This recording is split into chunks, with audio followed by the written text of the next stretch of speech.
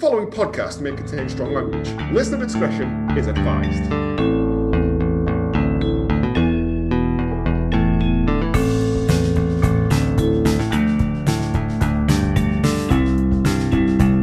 Hello, and welcome to Hallmark of Greatness, Last Orders, the podcast where we look back into the films our Hallmark favourite actors and directors would rather forget that they were ever involved with.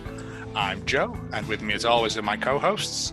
She has spent the past fortnight hiding out in a Londis, avoiding the lecherous grasp of Mikey from Boy Zone.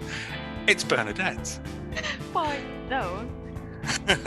And he has the world on a plate. He's won a karate tournament, got the hot babe, and has claimed himself a victory pie. It's James. Oh, that pie was so thin and dry. Hold the victory pie aloft. Victory discus. If you would like to follow us on Twitter, we are at Hallmark Great, and on Instagram and Facebook at Hall of Greatness. We are also Hallmark Greatness on Gmail. That's about it, isn't it? Yeah. Pigeon. You can get to us by pigeon. Pigeon, semaphore, smoke signal. Smoke signal will be a message in a bottle. That'd be cool. I live near a river, so. We have some breaking news. Literally, as we were going to record this, we have found out that it's either a very good Photoshop, but it's from James Bennett's official account, Jimmy the Potato Bennett. We are getting a sequel to Fatal Deviation called Fatal Deviation Krakatoa. Which, Krakatoa! Yeah, I don't know. But he claims it will be shot in Ireland. No, it says it claims it's shot in Ireland in 2020. Must have been delayed because of the pandemic. The one thing... Coronavirus cannot stop Jimmy Bennett. It's not my foot, coronavirus. Starring yours truly and a well-known international action star. I'm guessing. Seagull. No, Seagull's defected to Russia, and he's also too fat to do stunts now. There's a great film he did a couple of years back where all his fight scenes he's just sat in a chair. It's amazing. He's just sat on like an office chair wheeling about kicking people like a fat Jackie Chan. Oh, that I'll pay to see. 2 major scenes will be shot in Trimtown, which I'm assuming is where the one was filmed. A helicopter chase with motorbikes, pickup trucks, cars, oil tankers, and double-decker buses, which is more traffic than that town's ever seen ever. I can't wait to see the rusty oil tankers they dig out from somewhere. The double-decker bus, and it's the one that Cliff Richard drove in Summer Holiday. And the other is a kick-ass fight scene, hopefully in the same pub, you little bollocks. Fuck you and your gun. Which also, I found on Twitter that someone sent us, again, I can't remember who, but they reenacted that scene in there. They show like screenings of it fairly regularly. Oh, that's good. I was hoping that people wouldn't be embarrassed with it. I think brilliant. Lean into it, yeah. I definitely think lean into it. But I'd go for a viewing, I tell ya. I would go for a holiday just to see that film. But yeah, they look like they're leaning into it. I think it's the same barman, if I'm perfectly honest, from what I remember John. looking at it. Yeah, possibly John. Yeah, it's great. I'm looking forward to it. Fatal Deviation Krakatoa. Not coming out at any cinema near you soon. It even sounds ridiculous. Like, what has Krakatoa got to do possibly with Trim? What's Fatal Deviation got to do with the original film? It wasn't very know? fatal. It was Underneath Beardy Man's monastery is a volcano. That's why he was hitting him with the fire. It was like to train him. It was to toughen up his skin so he can fight lava later we already know that there are hot springs. And this is going to turn into a Fatal Deviation podcast. Yes, let's move away from that and let's do this week's film, which is the year 2000's The Ritual.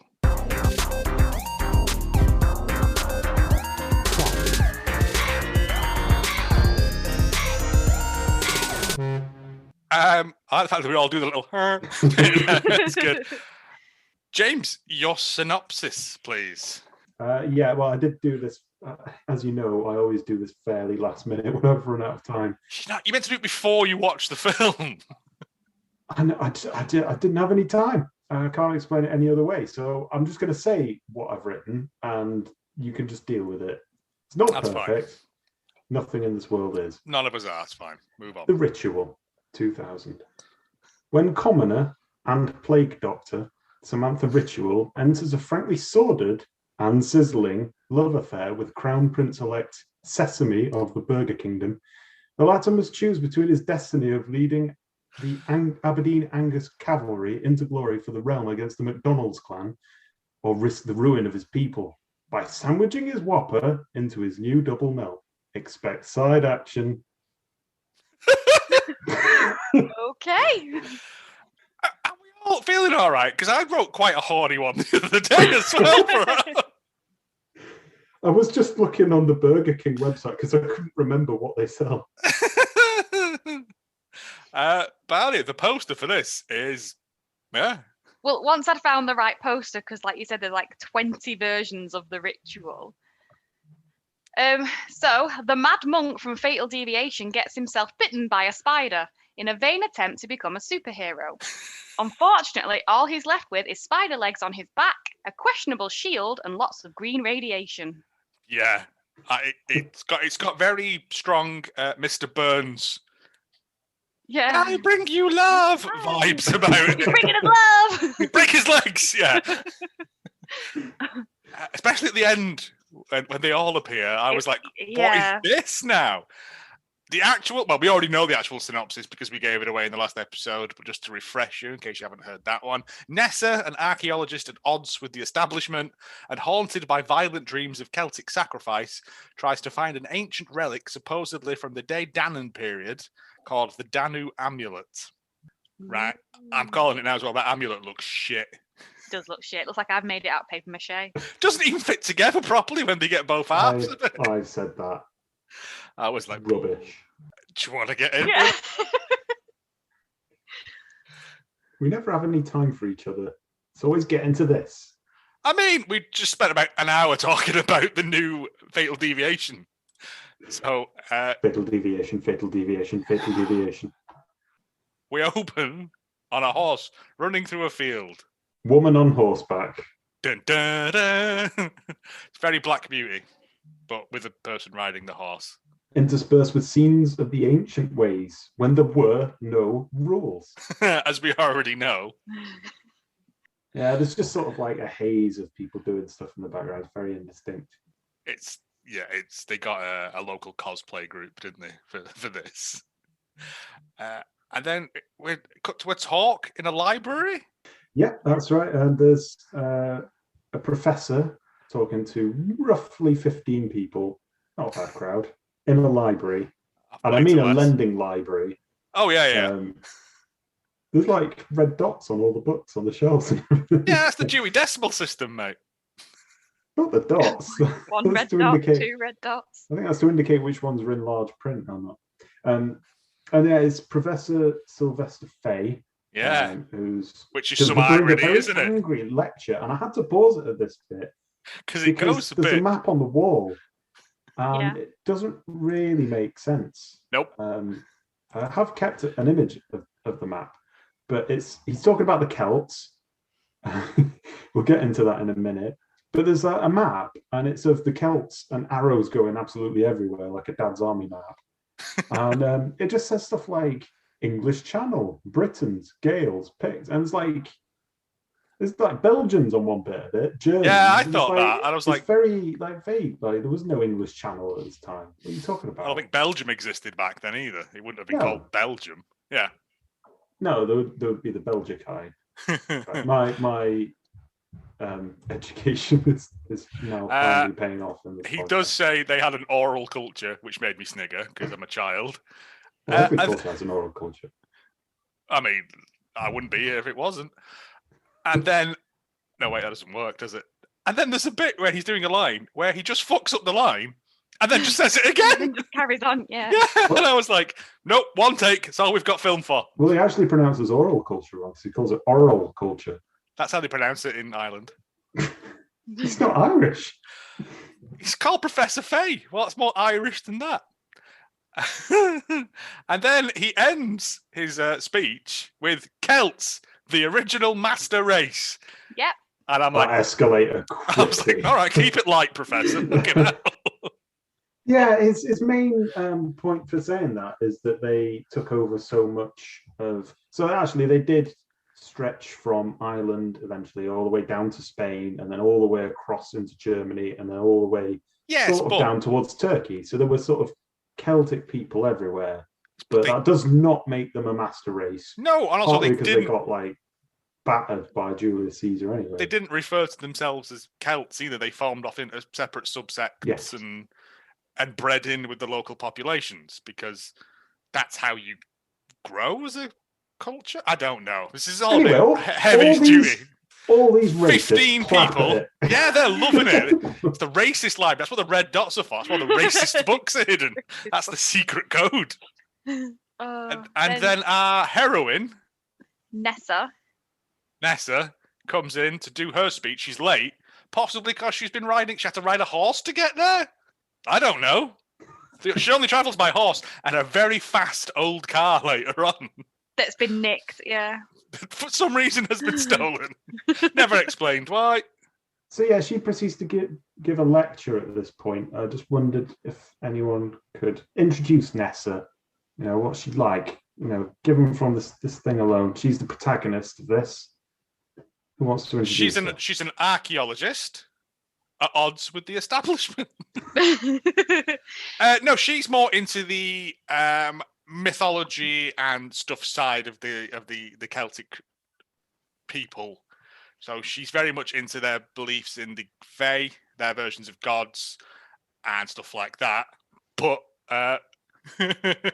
clearly recorded over the top of it, because there's no way that man is recording that voice in the same room. He just starts berating her and gets everyone else to throw stuff at her. I mean, I put at this point, if you had attended this lecture, you'd be like, it's just nothing but racists and hippies. Like two very opposite ends of the spectrum. Like Radio 2 with Jeremy Vine. He doesn't seem to know what philology is. Any idea why you should study linguistics? Says it's all mythology. Just denounces her. Yeah. he just I've just put, what is his problem? Like, he walks out with that lady in plaid on his arm, and then like another few members of the audience go with him. Well, if Professor's going, I'm going as well. Because he is punching that dude. He's got the hot babe on his arm. Yep. Not the same. And then she's never seen again. No, it's because he's a player. He gets the other hot babe in a bit, doesn't he? But she's not the town's hot babe. No. She's come from Germany. She's the confused accent hot babe. Germany? They leave, and she's like, "No, okay then." I did like the fact that the map was just pinned to one of those movable notice boards that they have to like block off areas, or you put your science project on when you're at school. That's what you had to do before, electronic whiteboards and stuff. We had overhead projectors and stuff still. It's Ooh. fine. You couldn't draw that map on acetate though, could you? God, you get it burnt on. It's fine. Anyway, cut to I a was on the edge of my seat underground tunnel, and I'm like, "Oh, we've spent some money here." Oh, I was on the edge of my seat for all the wrong reasons because of this race debate. Yeah, there's some German nonsense happening in the tunnel with subtitles. Is there a little stained glass window in this cave church at the top? Yes, there is. Very important to have a stained glass window in your church. I didn't really get what it was of. Did anybody know? I couldn't see. It was green. Pretty It was that radiation. Yeah. There is plenty of art in this. I did find this very rich in background material. I noted the subtitles as well for this section. I knew you would. That's why I didn't read them. Which makes for a very shit poem because it doesn't grammatically make sense at several points. It says, "I'm the ox of the 7 battles. I'm the weapon of the sun. I am everlasting youth. I'm the tip of the lance in mid-battle. And the god who ignites the fire of thought." And then 2 row people come along and put a duvet over someone and hand them a blade. The ceremonial knife, which is just a knife with some Lego glued to it. And they say, "The blood sign of this brotherhood shall be the mark of your allegiance and our oneness beyond death." And from that alone, you would leave that church hall or whatever it is. Yeah, but you've got your duvet. You're all comfy. It's pretty hardcore, isn't it? Like, That's way. But then they kill him, don't they? Yeah, he gets his head chopped off. What? The guy with the duvet around him, they They murder chop him his head off, yeah. with the ceremonial knife. She like, But you don't see it. You see that, and then that's it. It cuts off to karate. karate. She's doing karate in a church hall with 4 middle-aged women in lycra. They were the only ones who stayed for the library talk. They were like, we don't care about your master race. We just want to do aqua aerobics. But there's no karate next week because it's the holidays. No, yeah. They had in that detail, which I said was a detail that we don't want, but we do deserve. And I don't really know what I was thinking at the time. It's good. It's so she can go running off hunting the amulet, innit? So she hasn't got any commitments with karate. She's Oh, fine. so we know she's on her annual leave. Yeah, because when she's staying in that shack in the forest later on, she's not. I have to get back for Margaret's. Yeah, it's so you can be like, she took a week off work to do some amulet research. Yeah, it's a very swift scene, and it's punctuated by a very old merc driving along, and a blonde woman gets out to stop and no. She yells, "Halt!" Does she? I didn't realise that. There's a lot of that in this. There's a lot of chase him, you fool! And I'm like, where are you from? Well, like that, but more Irish. And then she strokes that big rock, and then I've got a lot of these. That's what she said. Yeah, there's a lot of innuendo. And there's a guy in a flouncy shirt just lurking in a bush like a normal boy. Oh yeah, so Nessa then she gets back home, also via car, different car, another 60s vintage for some reason.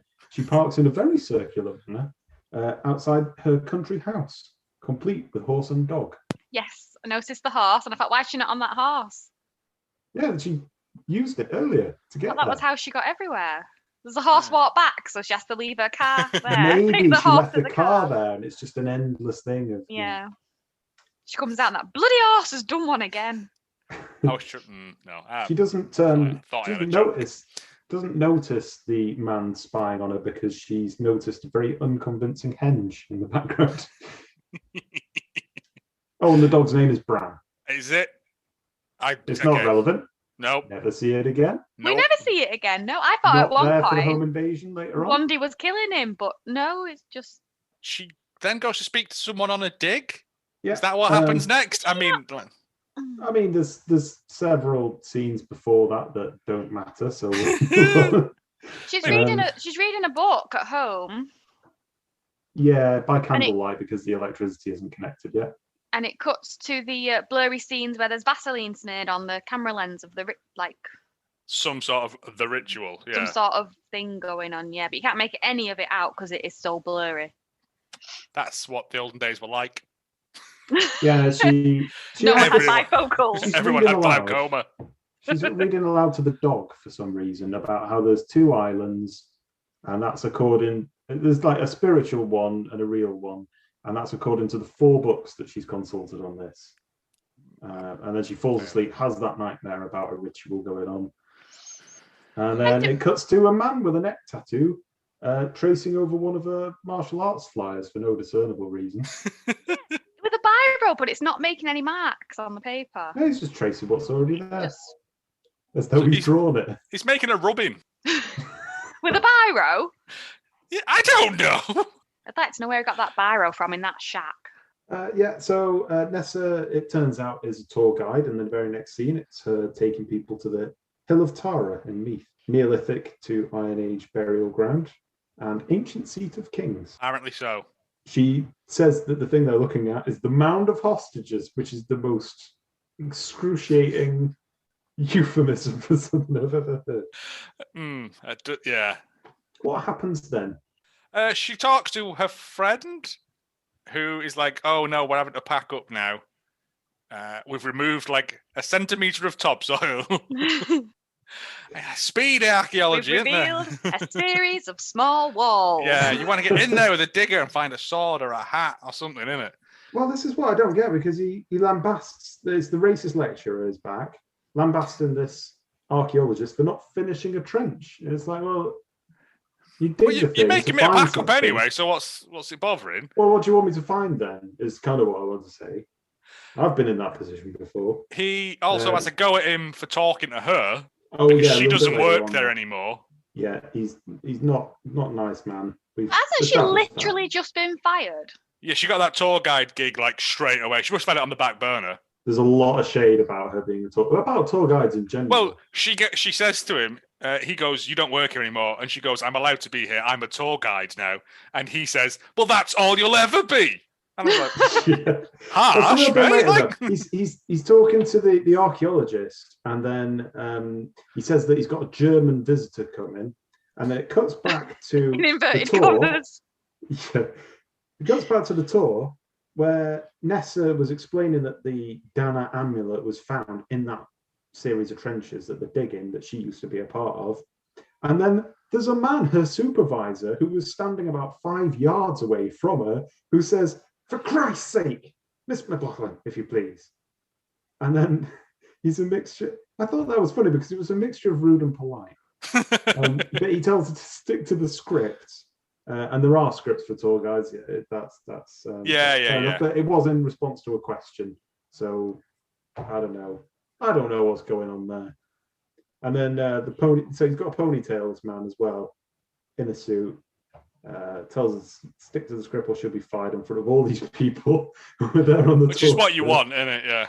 And then Nessa just flat up abandons them. Yeah, fuck them. They can find their own way back. The horse will come and get them one at a time. The boomerang horse. And this is where she then talks to Desperate Dan the Digger. Desperate Dan the Digger man, that's what I put. Who has found bones but no way markers. And No then way. the racist professor comes back. He then says, "Do you mind?" He reminded me of the Black Books man. He shouts at them anyway, and yeah, he says, "You're a tour guide, and that's all you'll ever be." I think, is this when the German lady shows up? Yeah, she says she's looking for the professor, and Nessa goes, "Is that short fat fella there?" Yeah, I was like, I didn't look this up, but I think the guy who did the music for Fatal Deviation did the same music for this because there's similar motifs of boom, ba, all the way through it. It's great. Well, some are more and some are more monk chanting music. That's his three styles. Yeah, there is crossover, but I don't think sound is one of them actually. But yeah, the professor meets this woman, correctly manages to locate him based on her description of him, and then they have a very nauseating correspondence between each other. He I love comes reading on your papers. He comes on very German. strong. Yeah. Well, sort of proto-German, yeah. Pseudo-German. Yeah, he like starts edging closer to her groin first. No. But this is where he found out that he's called Professor Fay, but he doesn't believe in the Fay, which I thought was kind of ironic, really, isn't it? She's Magda Walters from Berlin University. There are several universities that could refer to, and I bet they're all horrified about being in any way associated with this. It's you. No, it's not us. It's you. St. Peter to the Corinthians. He was expecting her, and then he just seems absolutely clueless that this woman's turned up. Yeah. But then I think actually it's explained by he's surprised that she's a woman, adding misogyny into the mix. Well, yeah, because Magda's a lady's name. Anyway, she agrees to go to dinner with him, I believe, doesn't she? Yeah. Yeah, after the line, "Is it as splendid a piece as legend has it?" And he says, "Absolutely." That's what she said. Eyo! Yeah, so the only way she's ever going to get to see this amulet that she desperately wants to see is to go to dinner with him. So they arrange a date for the future. And that's coming up. And Nessa goes off to see a librarian friend, Cormac. Irish Giles, the tallest librarian in the world. Complete with tank top. I genuinely thought Anthony Stewart head. I genuinely thought he was really tall when she first walked in because you couldn't see his legs, and and then he steps down off a thing, and I was like, "Oh, he's not a man. He's not a giant man." Oh, she also sits on a very, very squeaky seat as she sits down. They chat shit about the local racist, who presumably, given that his lecture was held in the library, Cormac had some, say in booking him. So Irish Giles doesn't have a say in who. It's a public-owned space, so he just has to let them use the church hall aspect of it. I'm guessing. Yeah, they keep talk going on about the amulet and the fact that it's been recently discovered and that everybody's talking about it. There's a bust of Caesar in the background for there's no reason. Yeah. Again, I think that's their fish sculpture, whale sculpture. I think that's their sign of classiness. No, I've got that a bit later on. It's something else. The thing that really stood out for me, though, is that Cormac says it's demeaning for somebody of your qualifications to be guiding tours. I just thought, fucking wait 10 years. Yeah. Fucking, you'll all be working in Mondis. That crisp dry ain't going to stack itself. Yeah. We got to the quote-unquote restaurant. The darkest, emptiest restaurant ever. Which is just someone's dining table in their house. I'm sorry. Yeah, lit by one light bulb. That's swinging back. Well, they don't even have any wine. They've just got Ribena. Oh, I reckon that's proper wine. I reckon he insisted. No, it didn't look like it to me. In between the restaurant scene where they're flirting. She does weird arm things in her garden before she goes on the date. Oh, yeah. What about that? Weird arm wafting. Yeah. What the fuck was all that about? Yeah, that was it. But she's done weird arm waving in the garden. Yeah. And then it cuts straight to dinner. I think it's some sort of... I said that it was a come at me, bro. Oh, I think it's to harness the power of the ley lines or something. Yeah. Ugh, don't. But while they're eating in someone's dining room / restaurant, someone's house or something somewhere is being burglarized by someone. With a Kirby grip, when everybody knows in Ireland the way to break a lock is... Hit it with a brick! With a giant rock, yeah. Yes, the Irish doorknob, yeah. Professor Fay says that he's named after Pope Sylvester, who never existed. So his mum was lying then. And then she writes his name down in old. A napkin, yeah. And I like that there was a nice illustration of a septic tank in the background. Oh, but there is a clue though here, because he says, they only used that to mark the dead. And she's like, yes. I was like, because she's going to kill him in a bit, isn't she? Whoever is burglarizing the house, it goes on for ages. That burglarized scene, like she opens up every drawer in that room. Follows around with the torch for a bit as well. And then she finds this half, as it turns out, of the Danu amulet. It looks like someone's made it out of plaster of Paris and stuck some bejeweled gems to it. And then she proceeds to draw a fucking picture of it. She does a rubbing with tracing paper. No, she doesn't. She draws a picture of it. I swear to God, she draws a picture. I expected it to be tracing. And then when it wasn't, my brain just kind of shut down. Yeah, I was like, it's tracing paper. She's borrowed that man's biro and she's doing a rubbing with a magic biro. Maybe it's like one of those pens that remembers what you've drawn and then like... But it's at this point in the film, I've had enough of this damn amulet already. Yeah. But in 2000, we had camera phones, didn't we? No. We had tracing paper and biro. Okay. We had cameras and we had phones. She's going everywhere by horse. What? As if she's going to have a phone. Okay, all right. There was an interesting line here from Professor Fay. He says that all the Danann stuff is poppycock, which I made him a very salient Victorian industrialist. Yeah. No one's used that since then.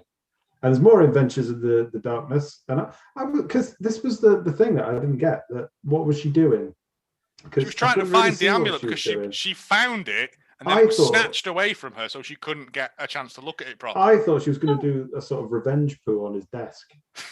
Why didn't she just take the amulet? Why was she drawing it? Then they'd know someone had burglarized it, and then everyone would be in... So what, was she just going to leave a drawing there? I think she just wanted to interpret the rubbings artistry. Who knows? Who knows what her original intentions were? Back while they're having dinner as well, there's some excellent fake giggling. Oh no, this is when they've come back because they're both led and she's come back to his house. Oh, because he says to her, when in Ireland, you need to know how to enjoy yourself. Yeah. And she giggles And then I've just got in capital letters, I make the trouble. I'm the director. you just I say make that. the trouble. Yeah. And this is where we get to the whale statue of this film is the drinking horns on the wall, which appear throughout. They do. I was like, okay, you've spent some money on those. We're going to use them wall every... doesn't look complete enough. Get some drinking horns in.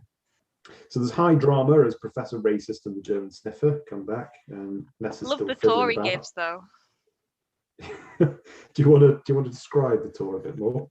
Here is my paper with the dig on. Look at it on the wall. Here is my big amulet.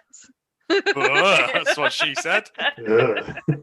He says that it's not as big a find as the Scream Chalice. Oh yeah. I tried to look that up. It's not a thing. Just a screaming chalice. I was like, yeah, like a mandrake. You know, you pull it up and it just screams until you, yeah. He then goes to read his own papers while chanting yes to himself. Yep, he's trying to impress her with his thingy. She whips out a knife / letter opener. Is it the Lego knife? Or is it just a regular knife? I can't remember. It isn't a ritual, but it is a knife that's introduced. So. And while Nessa is hiding in the cupboard, she slits his throat. Not for you, all Professor. Those papers. Ha ha ha ha ha ha ha. Which I thought that, and I read the papers at this point, and it's just bullshit. Yeah, I imagine. It's difficult to read because it is, splashed with ketchup. But all he's done is put stuff like they travelled to Ireland in little boats, and then he draws a picture of a little boat, and it's that kind of like bullshit. Oh. Well, that's how I thought it's a good thing, mate, that she never saw that, because she would have been so unimpressed. I have come all the way from Germany to look at your little boat. Then Nessa jumps out from under the desk, which confused me because I thought she was in the cupboard. Yeah, I thought she was in the cupboard, but no, turns out she's under the desk. And then the bongo karate fight begins. She like slaps her. She runs downstairs. She judo chops a guy, which I thought was great. These henchmen are very, very bad at henching, I will say, as they're supposed to be like world-class mercenaries. I think she refers to them as. She grabs one and knees it in each bollock, and then pushes him down. She judo chops him, and then as he goes down, she like sticks her knee into him. The other one falls over. They're not doing so very well. Surprising that at this bit they completely forget that they're Germans, stick to English from now on. No. They run off into the. She's like, go and chase her into the forest, yeah.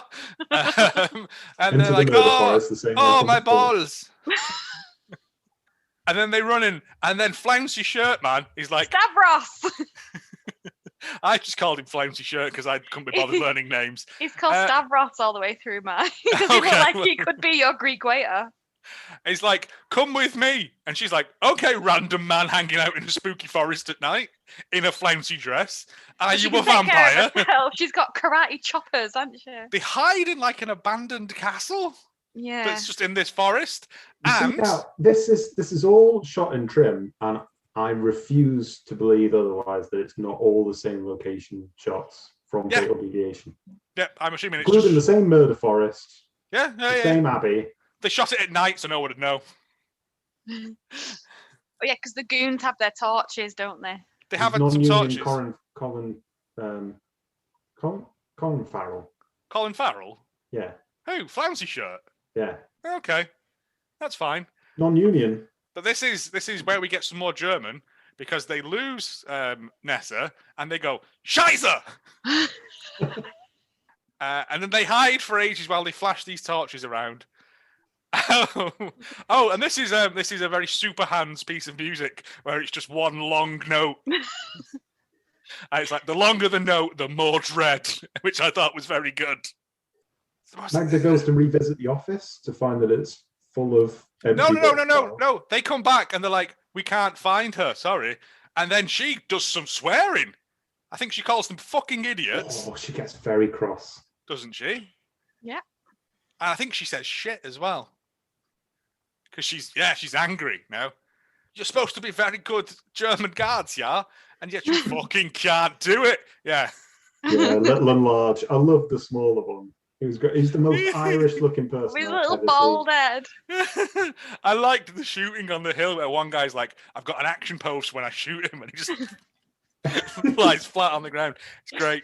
He takes her back to his house in the forest. Yep. Yeah, this So is this shed. mystery man takes her deeper into the forest. He also put discount Poldark as well on account of this shirt. Fancy shirt, yeah. Sparks fly between them. He introduces himself as Dermot. And Yeah, and says, then there's a massive "I'm pause, Nessa." and she goes, "I'm Nessa." She's probably And then taking he- it in because I can't spell his name, hence why he got called Stavros all the way through my notes. I was just like, editing is important. And then he says, "I'll go outside and get some wood." That's what she said. Thank you. And Nessa's stroking things on the wall. Yeah, them horns. The drinking Like, horns.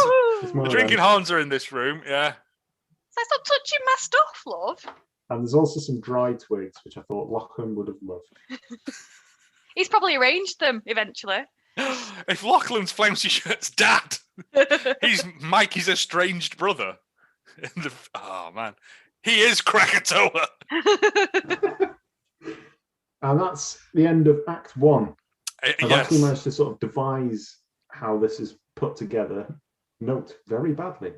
And we get to the opening sequences of Act 2, where Dermot is preparing a breakfast of what appears to be a leek, a red onion, and a slice of cheese. I mean, I wouldn't say no. But this part confused me because he said there's no electricity, so we couldn't cook the breakfast, but then turns the radio on. Clockwork radios exist. I don't know what that is. What is a clockwork radio? It's a radio that's powered by clockwork.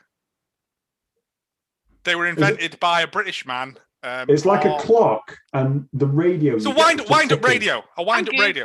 I'm Googling it now. It's a real thing. It was invented by a British man for places in poorer countries where they can't afford thingy. Oh, it's the clockwork just provides electricity. Turns out you don't need a lot of electricity. It's like them power a lights where radio. you have to Yeah. on the way to the toilet when you go through. Yeah, like a dynamo. Yeah. Okay. You just Yeah. said Yeah, that. it's what they had before podcasts in those days. And You she go out turns and on- turn the crank. She turns on this radio, and the news report says that they found a scarf, and they're making inquiries. So she immediately backtracks on the whole, let's go to the Garda idea. Yeah, because I don't know about you, but I'll be able to identify anyone's scarf at 20 paces. Got a DNA all Unless over it's it. got Nessa the karate woman across the back of it. The karate tour guide. I got distracted at this point I'll because show you the sights and get you in fights. That's going to be a catchphrase. I got distracted at this point because Dermot appears to have a tattoo of a carnosaur on his neck. Does he? It's never explained what his It's tattoo something. is. I didn't know what it was. Oh, I It's assumed either it that or a was. T-Rex's little grabby hands. I assumed it was like a the Celtic. What's it called? The whirly thing. Yeah, I thought it was supposed to be that because isn't he part of The a whirly thing. The crank on his radio. It's the 3-into-1 thing. I know what I mean. Because he is part, as it turns out, he is part gypsy. That's how they refer to them. That's not me referring to them. Did they So- actually say that? I was Well, very confused. We'll get to that. He calls her He's grandma, very doesn't he? confused. Yeah. Yeah. And she looks at him like he's a piece of meat. He keeps doing that. Every time he walks away, she's got a kind of like, hate to see you go, but like looking at your leave sort of thing. The German's back. Yep. She's got jam all over her letter opener. Is this Very where she's brief talking scene. to the police? Oh, yeah. Well, immediately before that, they're saying stuff like, how shall we do that? And she's saying, idiot. It's the worst German accent you've ever heard. She Yep. decides then and there to go up to the Garda and say, I was the last person to see the murdered man alive. And then the detective goes, well, except for the killer. And she goes, yes, of course. And I thought, oh, isn't she great at this? She just implicated herself in a murder. What was the point in going up there? Because she thought she was being clever, but it turns out she's not. That's the thing, isn't it? And then one of the detectives says, she's a fine-looking woman. And then the detective says, I don't know, there's something about her. And then they have a brief conversation about how she's the last person to see him alive, and they're not quite sure if she's a suspect. Because they're the worst detectives on earth.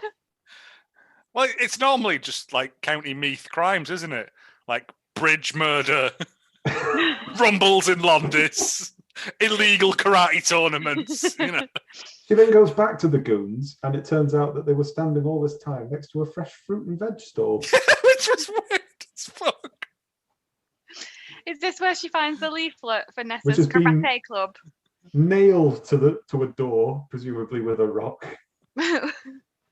which advertises a business in Larracourt, which is south of Trim, thus confirming that It all happens. It's all in. It's all in the same region. Nessa then sneaks back home, so she needs more information on what's happening. She can't go to the police, obviously. The police are fucking useless. They're outside her house eating butties, aren't they? Yeah. They are. They're in a 60s police car as well. Yeah, they're in an old Panda, yeah. And he breaks his concentration for just a moment by sniffing his sandwich, allowing Nessa the cover to enter her own property. Egg. Again, no dog. Don't know where the dog's gone. Bran's dead, mate. He's run off. He's run into the woods to join the Irish Wolves. Yeah. I noticed at this point that there are a lot of empty bottles. I've got why just a collection of empty bottles like a normal alcoholic has. Is this when the two bad guys, the two Irish henchmen, German henchmen, come into the house to get her? Yeah. And she goes, catch! Throws something at him, and then just boots him. And then locks herself in the bathroom. They do disable the cop outside. You see him. I thought he was dead, but he was just sort of Got jam coming out of his nose. punched over his lunch. And they attack. She throws the book at them. Yeah. But they've got get second goon by going upstairs. But they've got guns now. She goes upstairs, locks herself in the bathroom, drops her little leather pouch. It's got a really jangly buckle on it. It just annoyed me, that buckle, because you can hear it all the way through. Well, that's what old ladies have at the market. So they can hear pop picket. Oh my God, Pickpockets is the word that you're looking for. It's all got a bit thingy. Alan Freeman. You got to pick a pocket or two. Yeah. But they've got guns now. I also like when he broke the bathroom door down, it just opened. Don't be breaking my bathroom door. They'd all dropped the guns. The German lady picks up a gun, but obviously because they couldn't legally fire blanks or whatever, she just stands for long periods of times while the after effect bullets in. Yep. Which is great. There's a clip of that onto this woman. Yeah, she does empty a clip onto her. She chases her down to a fence where she gets onto a horse with flouncy shirt. Davros has brought the horse. That horse will go to anyone. I think it's just like Uber. You just... It must have stamped on it somewhere, Deus Ex Machina. No, that was it. Anyway. And then the camera lingers on Magda just watching them go for a long time. Well, she's fired 6 bullets at him. Fuming at the bald goon, the little bald man. She goes back and he's like, oh, she kicked me in the balls again. And she literally points the gun at him and pulls the trigger, but the gun's empty. And at this point, I'd be like, I'm going to leave. He completely loses his shit because he just then accepts the gun and just tucks it down his front. Yeah, just, Well, there's no bullets in it. It's not going to blow his junk off, is it? Didn't have a holster or anything. Just it I don't know what miss. to do with this. He's had 2 days of being kicked in the stones. There must be grapefruits in there. Magda then wanders aimlessly about the cottage. I've put here unnecessary music, but I didn't know what that meant. Oh yeah, there's just spooky drama music going on. Yeah, I think it's more bung, bung stuff again. One of his 3 styles that he's got. Yeah, that was annoying. Is this where she's got the goons just staring at the wood? You watch that wood there while she has to go and another. Off to the murder woods. Yeah. Watch out for that monk. Get that mad monk. She decides to go back to the scene of the crime because that's a brilliant idea, having implicated herself already in the murder. And meanwhile, Dermot helps Nessa off the horse in the murder woods. She gets her gammy foot out and it's badly sprained. Very badly sprained, he says. And he's like, stay there. And she's like, I can't go anywhere. I've got a sprained foot. And he goes and gets his woodland pestle and mortar. Yeah. That he just has stashed in a stump nearby, I'm guessing. Somewhere, yeah. For just such emergencies. He grinds up some stuff, puts it on her foot, and lo and behold... See, I was confused because I thought she'd hurt her knee, and then all of a sudden it was her ankle. But I don't know. How's that stuff on her ankle going to heal her? Oh, my lower body. It's the Celtic I ways. don't know why I said that in a German way. That was a better accent than any of them. It's just the Celtic ways, yeah. Oh, and then he tries to feed her again. He's obsessed with food. I mean, he's got a load of leeks there he needs to get rid of. Tells her to not do anything mad while he goes and gets some food. Off down the leek shop. How many do you want for your tea? Can we not get some? No. What? It's leek surprise. What is it? A leek. Yeah. With a bit of red onion in. And if you're lucky, a bit of cheese. Not cheese. We didn't expect such a rush. While all this is going on, Magda is talking to the goons and realizes that Nessa is interested in the amulet, but doesn't know where the gateway is. No. And also, in the background, there's a statue of a little stooping man. Yes, there is. Which I thought was strange, but there we go. She then proceeds to do a ritual, which involves... Anybody know? Flailing about again, weren't it? No, well, she was sat on some pillows, some nice red pillows. She's got 10 candles, some fancy teapots, and she recites at the same time as Nessa's doing it, reading a book out in the murder book. Oh, yeah, that was quite good, that. A poem. Was it the Oxen in Seven Battles poem? Or This is James's beat poem Chicana every week. A new style. I don't know why I do this, because I'm rubbish at public speaking. Get the bongos playing, Joe. That's what I've got to get doing. I've got to find bongo music for this. Can I, at least when the podcast goes out, can I have an establishing gong? I am the wind of the sea. I am the waves in the storm. I am the sound of the ocean. And the seven-antlered stag. I am the hawk on the cliff. A drop of dew in the sun. A fragile flower. The boar of braveness. I am the salmon in the loch. Lake on the plain. A hill with ditches. A work of art. A piercing point that pours out of streams of rage. I am the god who ignites. The fire in the mind. The one with the power who is the god. Who fashions blades on a hill of sickness. And then I just added some lines which were, I am the knees of the bees. I am the bollocks of the dog. The pajamas of the cat. My first is in shoe, but not in horse. That was All lovely, James. bits, I admire your thank you. dedication to stopping the film and writing it down. That's what made this take 3 sittings. Oh, mate, that's a level of dedication I could never put into this. Sorry. I think I did 3 sittings, but with 3 different ritual versions.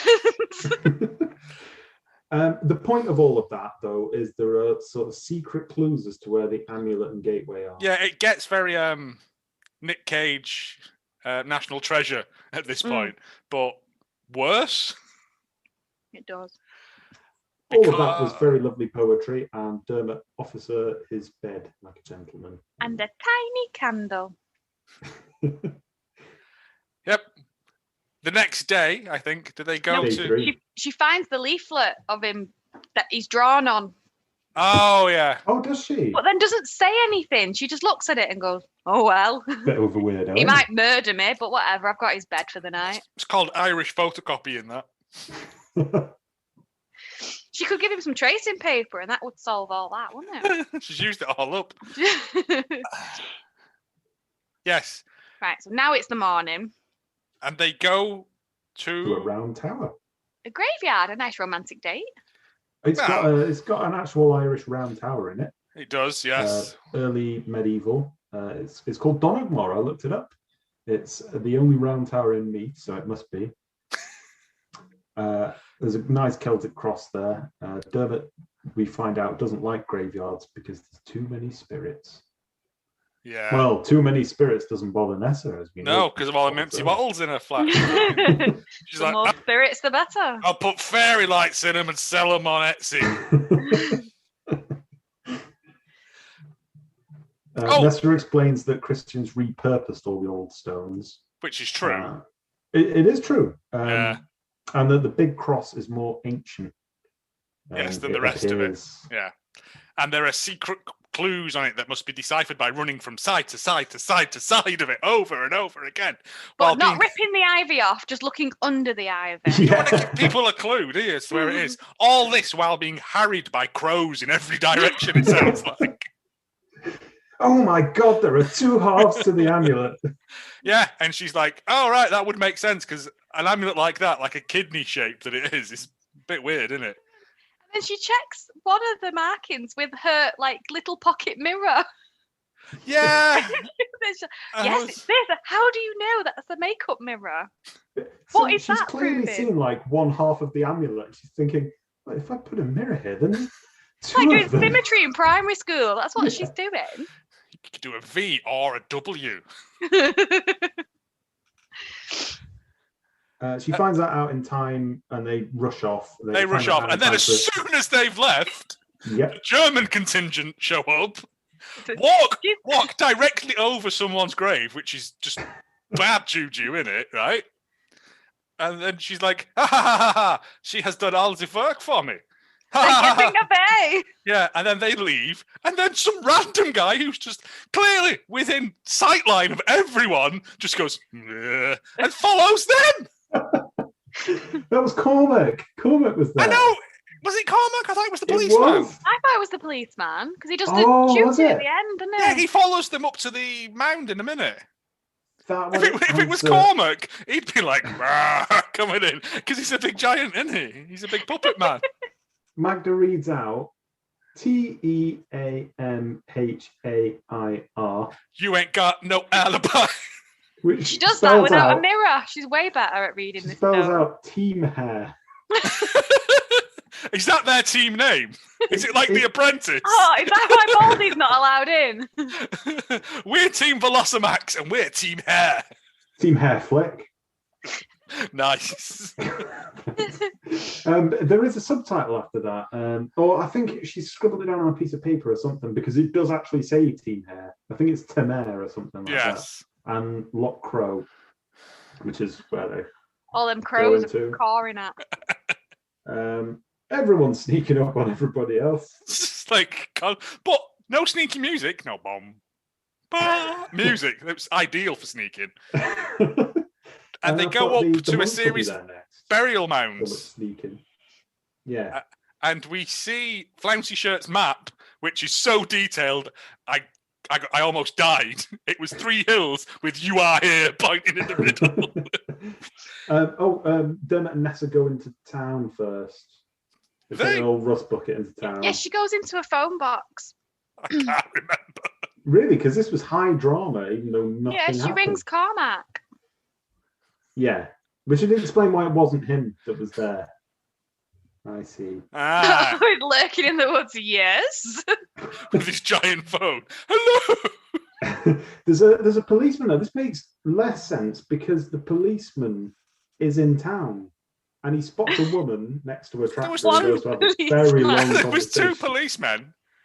One's got a jam coming out of his nose outside the house. One's dressed as a detective and the other one is dressed as a policeman. What's the difference between a detective and a policeman? Plainclothes detective. Oh, right, okay. The detectives are like the ones you see on TV, and then the police are the beat cops. Yeah, like the difference between the Bill and say like the Sweeney. I was going to say references you won't know either of there. Yeah, it's fine. The Sweeney. Yeah. The Sweeney. Yeah, they get him into this funeral mound after deducing that it's not the one they think it is, it's this other one.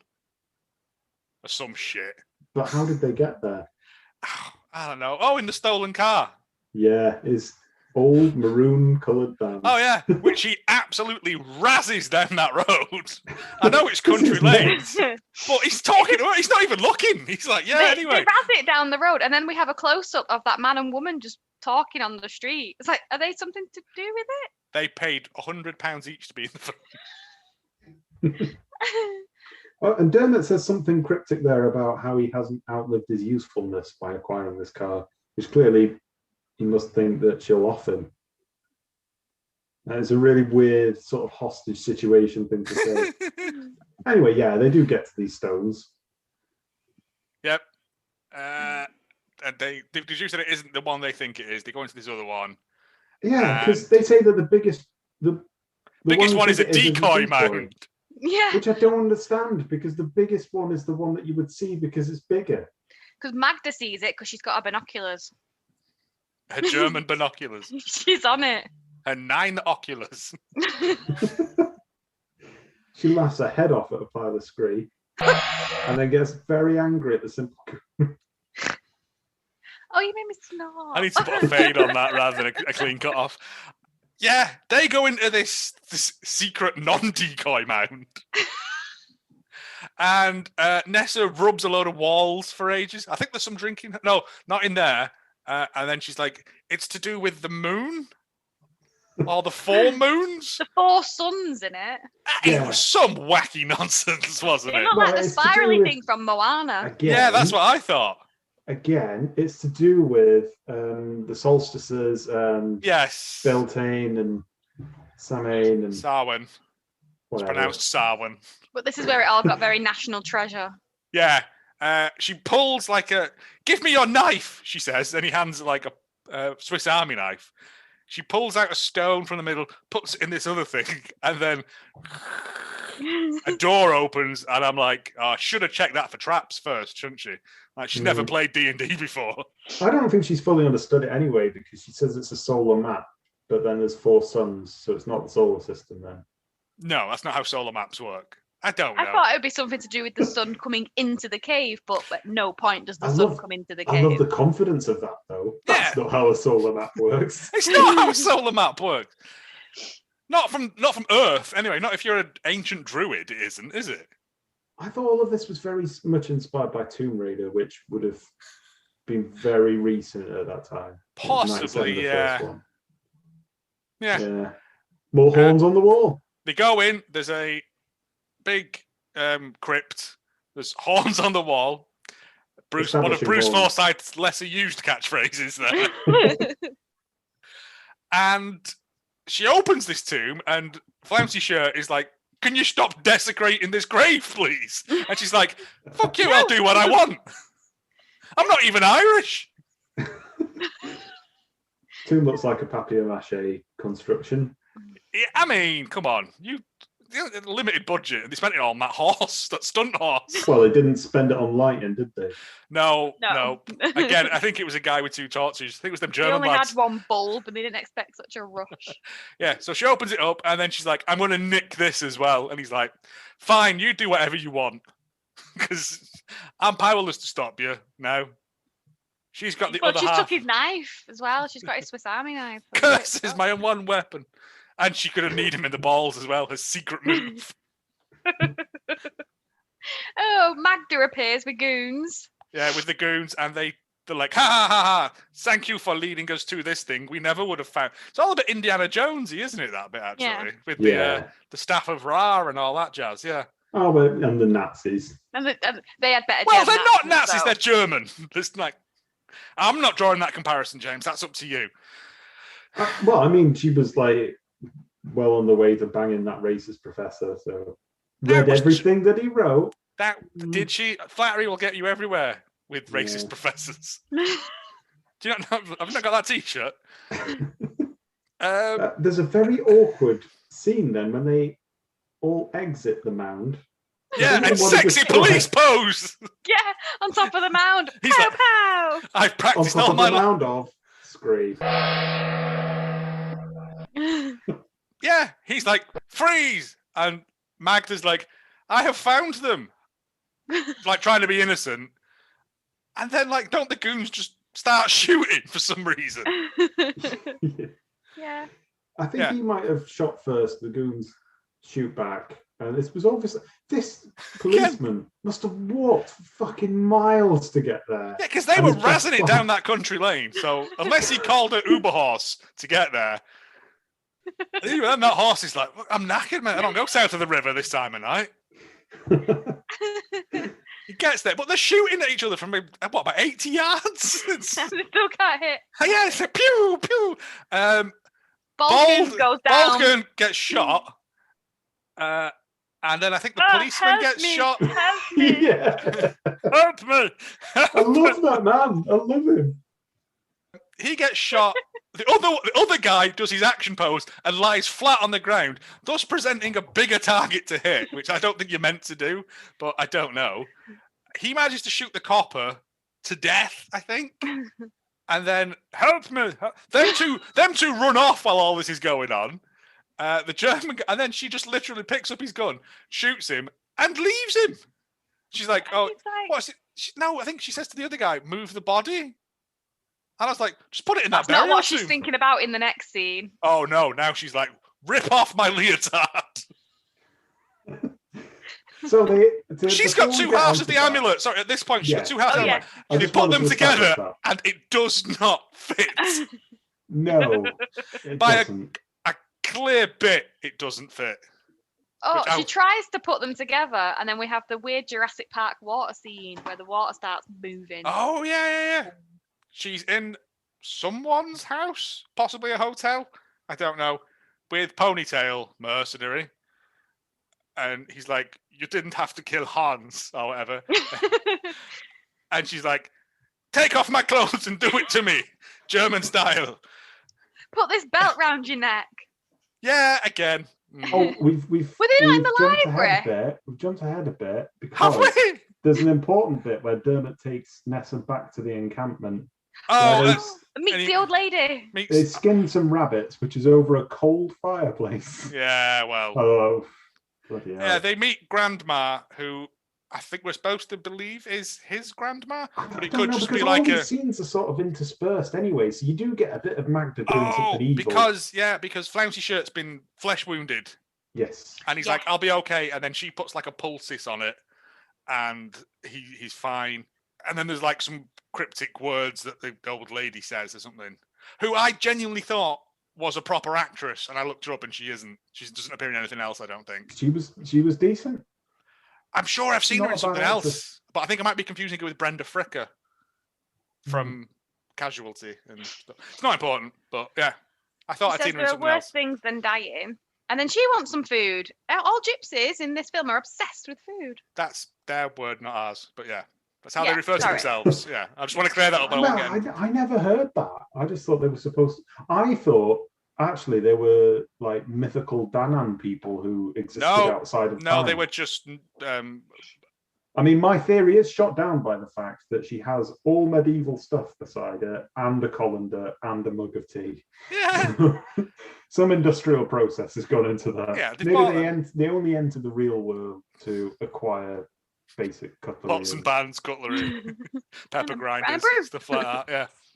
But then it's the sexy scene. The sexy scene, which I'm glad they cut that short because it was all a bit, yeah. There is a bit where takes place next to a statuette of a gorilla and some model giraffes. I mean, that's why I got kicked out of the gift shop at the zoo. But... And then back at the gypsy camp, it's night time. They've lit that fire now, so they're cooking some rabbits on that, which you shouldn't eat rabbit anyway because it contains like no nutritional value to humans, I think. On its own. All right, you have some carrots with it, or some leeks. Carrot, rabbit, and leek stew. And then a lady comes out and dances for ages. Don't know why. Oh, but the old woman quizzes Nessa about why she wants to find the gateway and get the amulet back. And Nessa explicitly says that she doesn't know why she's doing it, which just must mean that it's for plot reasons. I'll tell you later after training. Yeah. Oh, she gives her a blanket and says, "Go find Stavros on top of that knackered tower there." Oh, well, before that happens, because that sounds really nice. Yeah, that's quite a nice thing to do, really. She says to freshen up before dinner. and come back a bit later, and then tells Dermot to straight on cold-blooded murder her. Oh yeah, Like, because you they don't want the really gateway need- opening. Well, to be Yeah. fair, Nessa gave a completely unconvincing answer to why she wanted the gateway. So I see the motive there. This is a really dodgy Yeah, person. he does say she popping does say up. you will have to kill her to protect the Fae or something. And he interprets that as shag her to death. No, he does Yeah. try when she's looking out over that old window. So she goes Walks up to over see to her him. with his hands out to push her very slowly. And then he's like, boing. So he can't do. He doesn't follow through with murdering her. He can't. I didn't know why though. Grandma just couldn't come up with other ideas like, oh, can you suss her out a bit more? Or See what do you if her think, intentions like, are honest. Yeah. We'll imprison her. We'll imprison her in the tower for a period of time when we can sort this out. No, just kill her. No, she knows about. Just murder that No, woman. she doesn't know about the Irish door knocker. No, she doesn't. She uses a Kirby grip. Yeah. Mm. Take the pins out of her hair. Trapped forever. Magda has changed into a sexy red number for her Yeah. amulet wafting now. I wondered if that was a negligee. I don't know I what thought one it is. was a negligee. I thought, has she shagged the goon, put on a sexy negligee, or has she killed the goon and put on a sexy... Something has warranted her putting on the sexy negligee. Yeah, I don't think we've seen the goon again, do we? I'm not sure that you do. No, She I might don't. have got the horse. She starts a new ritual, which involves largely all the same stuff from last time. 10 candles. Not got the pots and pans from last time, Just though. less clothing. That's all you But there is a Christmas cracker on the table behind her. Nessa and Flamesy Shirt go at it like knives. She is asleep and has this weird vision. Oh, that's when there's the No, weird it's when they're dancing. shagging she has the weird vision. Oh, is Yeah. it? Is it when the yeah? It's just when what you need when you're having an orgasm. A load of when it's- Vaseline people. A lot of Vaseline people yelling and banging shields, and she's got a wig on for some reason in this fantasy. Oh, yeah. She's got a red wig on. She's always wanted to be a redhead. I was like, why? It's not even a good wig. Oh, I see. It's in the past, right? Because she's to be sacrificed, isn't she? Magda from the olden times, or is it someone else? It's some sort of witch woman comes and puts the amulet down Her head. by her head, and is like, something. But when redhead Nessa is in them rings, did you see? Her arms were in them rings, and they were massive rings. She could have just pulled Oh her yeah, arms easy, out very of easily pulled them. your hands out of them, flipped them all off, and got home. Yeah, And then and then it falls into darkness. And that is the end of Act 2. So no, does it not? Does she not? No, because then Flamesy Shirt from the past rushes in to save her and cuts the amulet in twain, doesn't he? And rescues her, and then he gets murdered. I think that's a little bit later. There's a little bit more of the flashback that gets unveiled. So I mean, my next bit is someone's drawn on her face in biro, so I probably have missed a lot. Oh, mine was the note she leaves him. When she wakes up in the pile of hay, she leaves him a note that basically says, "Gone to the library, thanks for the sex." Nice. It doesn't even say that much. Yeah, it says, so she wakes up, day 4. She's alone because he's on a wall. I'm Getting not some making that leeks. up. He's just sitting on a wall, just having a bit of time to himself. So she leaves a very considerate note. Gone to library. This is all in caps. Gone to library. Need to find when ritual took place back soon, Ness. Which doesn't make sense. When ritual took place. When it's going to take place. Well, it turns out that day, because that day is the summer solstice. Yeah. She goes to see Cormac on the back of this, who's busy filing some National Geographics. Yeah, And never- appears, the work of sort the of world's standing tallest up. librarian never ends. He just unveils himself as though he was coming up in a lift. Unfolds himself. No, he's just standing up. That's just how tall he is. She wants more information about the legend. He's a bit reluctant. She says, "Oh, go on." And then he But does. the book is there and ready. It's like he knew she was coming. Yeah. Open and ready, much like Dermot last night. Heyo. Yeah, so it turns out it's going to be that day. Does she get kidnapped or bonked on the head or something? So what happens was Can't remember. They mentioned that if the gateway isn't open properly with the correctly aligned amulets, it will bring about the wrath of the Danans. And then she asks about standing still. Very pushy. She instructs him on what to read next, even though she hasn't read it yet, and then he reads it. Well, that's because he's got that magnifying square. She gets transfixed by both the magnifying square and a title page where it just like illustrates a massive letter A or something like that. When he goes to go and answer the door, which is a really fucking stupid idea, and she should have said, "No, don't answer the door." No, because there's a ponytailed Nazi after me. When will people not be able to read signs? He says as he slopes off. Mr. Soft. Mr. Soft. Yeah. Oh, Mr. Soft. Yeah. Oh, there's a lovely little bit in the middle of this where Grandma Death says to Dermot, "You couldn't do it, could you?" And he says, "I did twice." And then he high fives all the other gypsies. And then she says that Dermot was born to protect the gate. And then I thought, have all these people just been born to do certain things? Like, you're born to make soup. Hold the horse, you know. Cuts back to Nessa, who's busy studying the thing. There's 2 stones, one for the earthly world, one for the spirit world. And then Cormac comes back being led by Magda, who's got a gun to his head. And then she got bonked on the head as well. Yeah. There's a lot of sneaking in these. And that's when they have this crazy flashback to the time when there were no rules. And this is where Magda's there as the crazy priestess. Nessa with the fake red hair about to get sacrificed. The combined amulet is there and looks like a giant cookie with Smarties in. Yeah, I was hungry for that.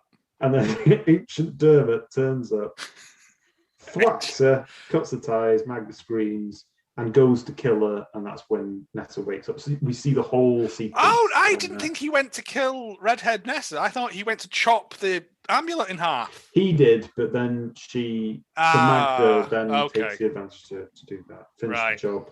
But the amulet's not there because it's been displaced then. Cut in twain by Dermot. In twain, yeah. And then Nessa wakes up to find that Magda's been doodling all over her face. It's like Biffy Clyro. She's been waiting 25 centuries to do that. There's a lot of ink in that one biro, isn't there? That's where it's all gone. They shot this first. Meanwhile, Dermot finds Cormac on the floor back at the library. That's where Nessa is. Cormac's like, He finds blood on the library door. Like when he opens it, it's got a handful of jam. And he's like, "Oh, he must have took her to that place where we used to sacrifice shit." People, yeah. Sacrifice Square. Who would have thought? Summon the horse. Ritual time. Magda joins the amulets, sort of, and gets the dagger like before. It's all being played out again, and then this is in a different part of the murder forest, by the way.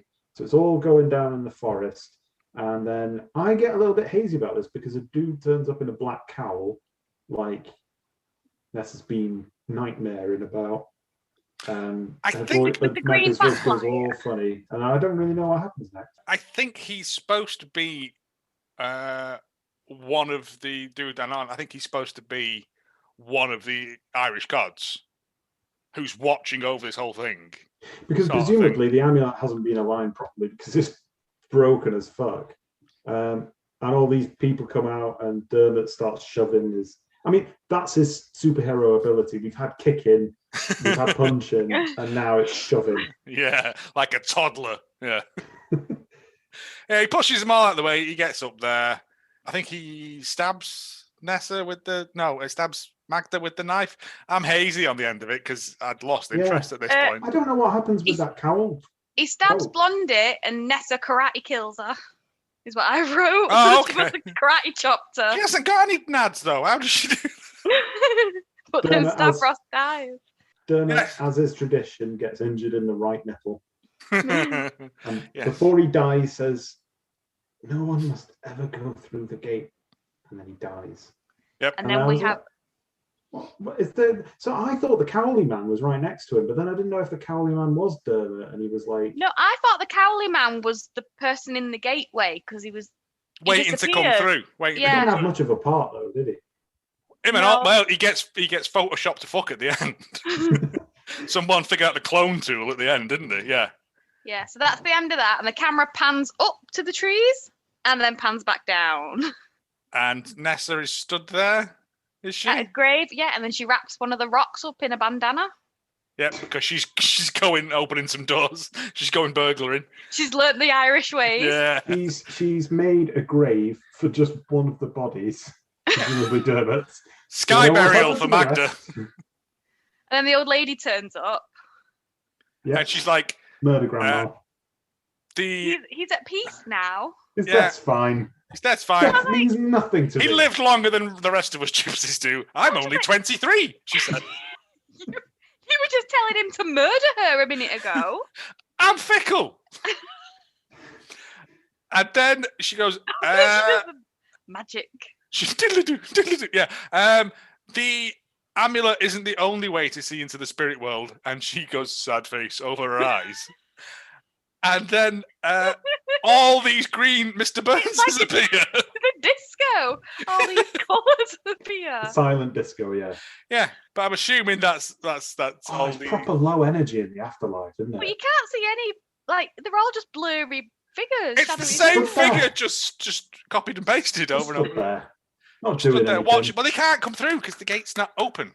So they're trapped in Tirna Nog or wherever it is, and they're stuck in actual island. You see, that's what it is. You'd pass the time somehow, wouldn't you? Bloody hell. Right. Ludo So when she's tournament. done that, she does one. Yeah, Crazy Granny goes. she's like, "All right, is that it? A load of blurry dudes. Peace. I'm out." Yeah, and that's it, isn't it? Cormac and Nessa no. cast Shot. away the amulet. Yeah, That's the they're last like, scene. but she clods them off the end of that cliff. They disappear, but you still hear them hit the water. Yeah. I was more annoyed. Why would you throw two halves of the amulet in the same bit? Why didn't you throw one at that end of Ireland and one over the other end? We Or just narrowed its Australia location or down to something? the Irish Sea. Yeah. Yeah, Yeah. because they've clodded in, so they're going to sink, aren't they? Well, they were. Clodded. Sploosh. Get Should- Nicola to We should have got a push hot it in. chick from last week to do it. And that is it. That was. Halt! I don't know what the German is. They're for getting end. a bay. I don't know actually.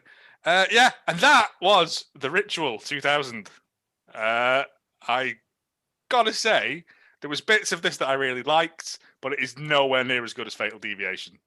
No, oh, no. From the same writer-director, But I'm glad that it was there because it feels like a step down, but I'm glad we've seen the Stephen Litchfield duo now. it feels like a step down. But In this the has same a postcode. story, It does have a story, yeah, I'll give it whereas that. Fatal Deviation didn't have a story. How dare you? I was wondering about the story though, because what was the point? I don't mean that in a really open-ended way, but Magda wanted to do this ritual where she To was bring always about going to the end, sacrifice I'm this guessing. woman, but then she didn't know who the woman was when she met her. Yeah, well, guess it wasn't really explained. I think but it there can was be a any story woman. there. Oh, I think can it could be any woman. It could be you at home. Yeah. Do you speak German? Or No, Out sometimes of- German? out of 5 golden Fabios, what are you giving it? 3 Oh, golden 3. Fabios. yeah, 3. Oh, I'm going 2 and a leg. Harsh. I sort of drifted out of it towards the end because I was just like, this could have been tied. This has been tied up a long time ago. It had some There were some good bits in it. knowledge in it. I can't fault them for, some of the historical knowledge was there. Made sense. Yeah. Even the bits in the book when she's looking stuff up, a Celtic cross is in the book Yeah. from the 8th to 9th centuries. I thought, that's very spot on. The bit about Christianity. That's just me, though. I quite like that. Yeah. But, That's yeah. it. It's just Shitty German accents, I was fully on board with that. Old goon winning.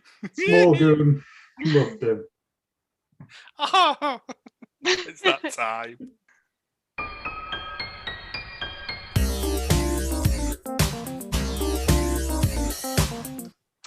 This was the Ritual 2000, not to be confused with the other Ritual films. Which there are many. 2000 also saw Mission Impossible 2, Gladiator, Castaway. What Women Want? That was slightly worse than Castaway. Meet the Parents, X-Men. Yeah, some decent films, 2000. The role of Dermot, as my first fact, was originally offered to Colin Farrell, who turned it down because he was appearing in Ballykiss Angel. Understandable.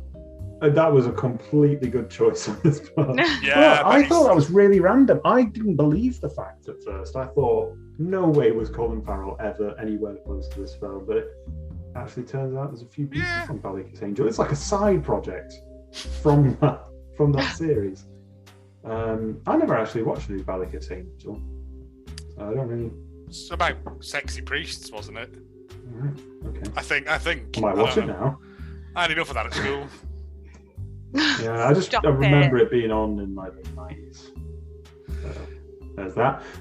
It had an estimated budget, this film, of €250,000, which is... Christ, that much? Yeah, which it's got some actual actors in it. It's got some salaried people on it, as I'm about to discover. That €2,500 works out at £215,219. Okay, so I've discovered that you can change your name for that price by deed poll 5,071 times, or every day for nearly 14 years. And I thought, Joe, that you Golden Fabio Jr. Golden Fabio Jr. Even Junior. Yeah, you can have like Ken Salamander or something like that. No, I'm bored of that name, and today I'm going to be Jeffrey. It'd be a nightmare though when trying to apply for stuff. You have to bring all your deed polls in order. But to be the person that did that, I thought as well you could make and then remake your will at will 2,265 times. That's based on a cost of £95. Was the earliest, the cheapest that I could get somebody to look at making a will. So I thought, you could do that again, every day for a while. Just like, you're out of the will, and just like remake it then and there. No Danny amulet for you. All your adverts on social media now are going to be for will making. Yeah, you didn't realise that. It's better than the underpants and toilet paper that currently comes up on there. I also thought you could make a flotilla or fleet of ×5 mid-range fishing boats for that price. And I thought you'd probably like this more, ×79 little speedboats. Yeah, tiny the little ducks. That's based on a cost of, for the mid-range, they look like they're about 20 grand each, or $3 grand for a little speedboat. Bargain. Used though, I don't like that term. Or you could use the money, so that 215,000, to get 23 films commissions. Well, 23 shots starring mid-90s Mikey Graham from Boyzone, assuming that all that $9 grand went to him at the time. So it was written and directed by 50 quid that, mate.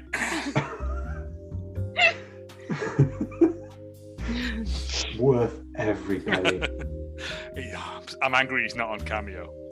I know, I did look for him. I know. I did. I also wanted to see if Craig David was on there, and then how many days you could get him doing songs with days in it. I doubt he would. He's not on it. It was written and directed by Simon Linscheid. It was the last thing that he ever did. And yeah, he might also legitimately be an Olympic bobsledder. Yeah. And I don't know that he's not, but that's the only person by that name I can find. Yeah. Except for the fact that there is another Simon Linscheid who retailed at like the Irish version of Card Factory or something, who I think is the Olympic bobsledder. So if he had these 3 occupations under his belt, we shouldn't be truly mocking him. Like man, the Renaissance man, yeah. He also, and I couldn't find this on IMDb, but if you look at the actual credits of the film, there's so many members of the Linscheid clan in it. I counted 8 of them, including him. And I think there must be just like the family that are around the like the fire. Area. Yeah, where there's that weird Dance of the Seven Veils bit. Yeah, one in that restaurant, quote unquote, that's someone's front room, innit? Yeah, it all makes sense. I genuinely would like to believe that he has done it all. Yeah, he's made 2 films. There's nothing there about, no he's an interviews. Enigma. I searched for so many interviews to see if he ever mentioned it. Never did. Do you reckon he's directing Krakatoa? I'm just going to call it Krakatoa now. FD Krakatoa, yeah. FDC, If by some FDK. slim possibility they're out there and they're listening to this podcast, you need to get involved. Oh, Bobsledding, if possible, on fire. In a rusty bobsled. The co-producer for this was Howard Gibbons, who produced parts of Ballykiss Angel. So there's another link to it. He also worked on The Name of the Father and a Jackie Chan film, The Medallion, in 2003. So, proper films in then. the industry. His associate producer as well was John Norton, who's similarly a TV jobber. Started his career with this film and then went on to make IRA, King of Nothing, starring Joe Estevez. Oh, is he like the Les Estevez brother? Yes. Yeah. And I was so taken by this that I had to go and look it up. IRA, King of Nothing, 2006. It's about an hour and a half. So there's that. That is linked to this in some way. Beyond that, not a lot of people starred in this of like great, history with acting. Nessa was Stella Feely, I think it's pronounced. 7 acting credits going all the way back to 1993. Appeared in 1 episode of Ballykiss Angel in 2001 and 5 episodes of the Irish soap Fair City in 2004. Nothing since then. She may also legitimately be an Irish playwright. Trying to narrow that down because there's no other. Yeah, I imagine there's a lot. Yeah. But I've looked through so many interviews of her and she's just blanked this period out of her past. She says she's an actor, doesn't say what in, that it is her. Magda is Anne Barr. She appeared in Inspector Jury, Nord im Nebel. Must have worked on that German accent. That's how she got a training. I think it's a Swedish thing. So I hope she didn't embarrass herself with an accent. Dermot is Lenny Hayden. It was his first full credit, and he went on to have bit parts in The Tudors and Vikings, where he played Viking number 1 Farmstead, which I thought was a building. Apart from that, everybody ended their career with this film. Cormac was played by Cecil Bell, ended his career. Debbie Grandma, this is her only acting credit. No, Professor Fay was played by Ben Gall, not an Indian state, and it was the last thing that he ever did after a short string of films. Kraus, I think, was the taller goon. Shane McCabe, his name was, went on to star. His very next film was starring Cate Blanchett and Colin Farrell. I had so much trouble with his name. Colin Farrell. In 2003. Veronica Guerin. So he actually, went on to star in a big mainstream film after this. And that's your James facts. Nice.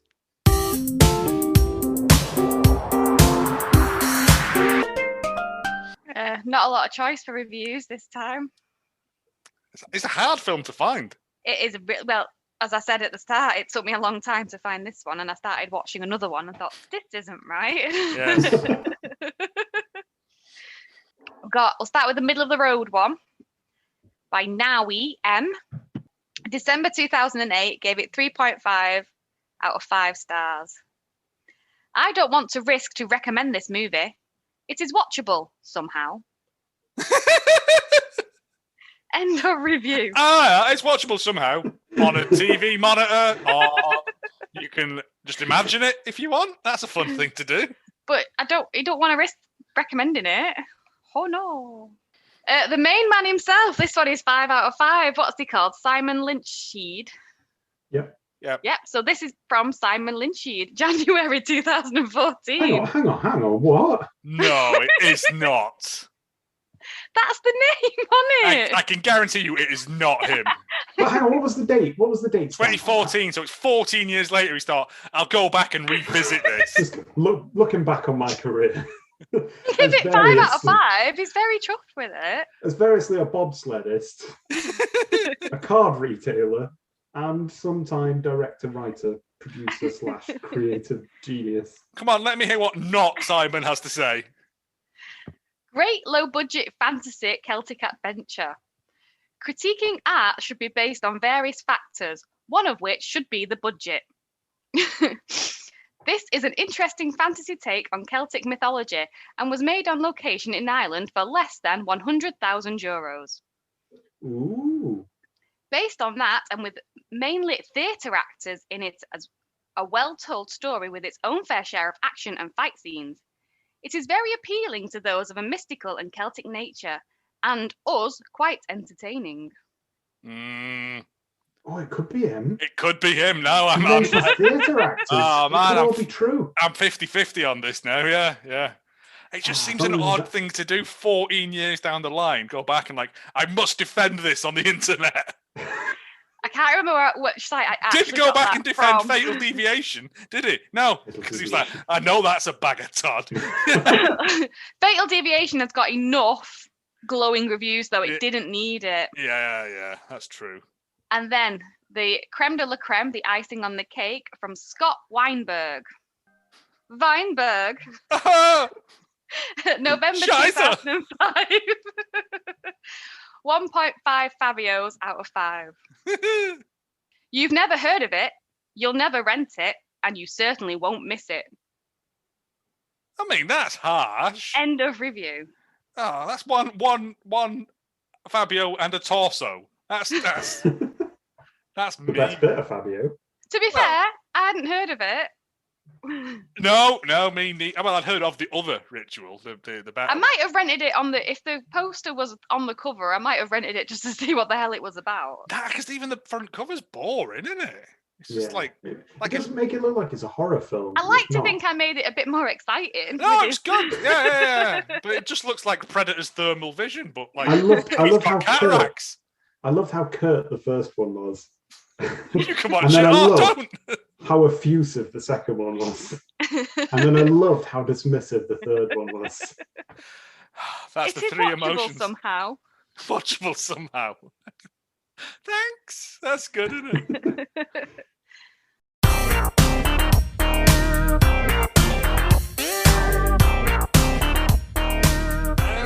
This episode's recommended podcast that I've been listening to is the Nothing More Annoying podcast. You can find them on Twitter at Annoying Podcast, and these are really, really good. Little 15-minute rants, basically, sometimes on his own, sometimes with guests, just about things that they hate. So like wet mouth noises. Yeah, I could go on and do that, I guess. But ranging from like fruit served with meat. Oh, yeah. Yeah. Orange sandwiches. Yeah, orange sandwiches. Come across that already. Or like the fact that you can never put a USB stick in the right way the first time you do it. Or the best one, well, it's not for me, but I think it got voted best recently, was dog poo bags in trees. Oh. Yeah, what's the deal with that? Just put it in. Well, again, they're 15 minutes long, these things, if that. Oh, I think listening to them might make me really irate. It's very cathartic because you can sort of understand the anger that these people have because it's things that I hate as well. Well, I'm on the thing now. What was it called again? Nothing More Annoying. You can find them on Twitter at Annoying Podcast. If you play their podcast now, this could be a podcast within a podcast. I'm not. It's not. We're not inceptioning podcasts. But yeah, it's really good. I really enjoyed them. They're short. I think they're like once a week or once a fortnight, and they're really, really good. 100%. Can you submit things that you hate? Because I hate a lot of things. Yeah. Find him, DM him. Yeah. I mean, you can't be everything, and you can't say stuff like gypsies and stuff, James. I never heard that anywhere in the film. Episode 10: lorries overtaking each other. Yeah, exactly. There's a lot of good stuff in there. I'm downloading that one right now. I mean, they're only short, so yeah. Give him a listen. Give him a follow. He's doing some great work there. It's really, really good. In conclusion. Sorry, I'm still laughing at these episode names. Yeah, they're good. I told you. That was shit. What was it called? The Ritual 2000, not the 2015-17 one, which is a lot better. Your favourite quotes from the film? You're a tour guide now. Well, that's all you'll ever be. Mine is catch. And then she just boots him in the stones. Oh, no. Scheiße! That's my favourite one. They're getting away! You fucking idiot. It's all gone very strange. Goodbye. Bye.